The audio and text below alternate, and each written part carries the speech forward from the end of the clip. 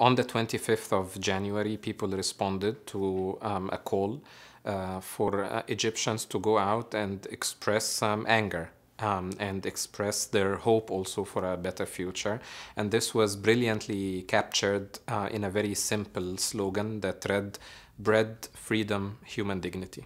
Mubarak came to power in 1981, and until he was removed in 2011, he had ruled under a state of emergency that allowed him and his interior ministry and the security forces to stop, search, and detain anyone indefinitely without charge or trial with an administrative decree, to conduct surveillance without warrant, to ban and censor any publication without judicial warrant, and created a parallel judicial system that did not guarantee any of the due process rights, be it an emergency court system, a military court system, etc.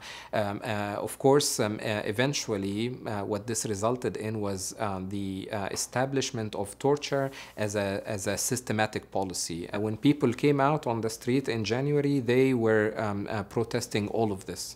We unseated a dictator after 18 days of protests, not just in Tahrir Square, but all over Egypt. We woke up on the 12th of February. We felt that this was the first day in the rest of our lives, that this is the new Egypt, that we can take whatever challenge that faces us, because no challenge is going to be bigger than what we've already achieved and succeeded in defeating.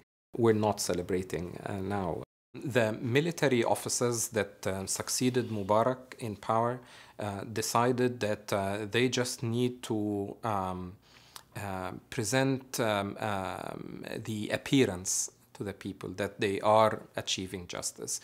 And they decided that they can achieve this through one or a handful symbolic trials for Mubarak and for his top officials.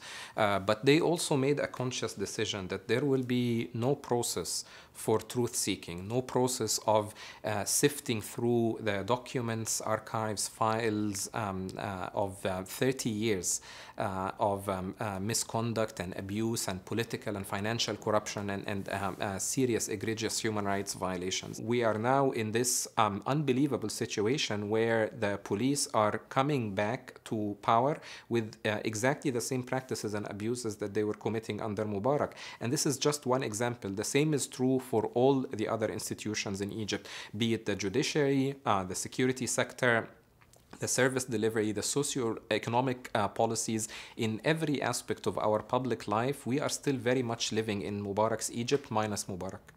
It's actually by establishing justice, by going through the files and archives of the Interior Ministry under Mubarak, holding the most abusive officers accountable, telling people the truth about what happened to them and to their loved ones. It is through these justice mechanisms that we can make sure that the security sector is not just accountable, but is effective, that it is actually able to deliver on people's need and right to feel secure.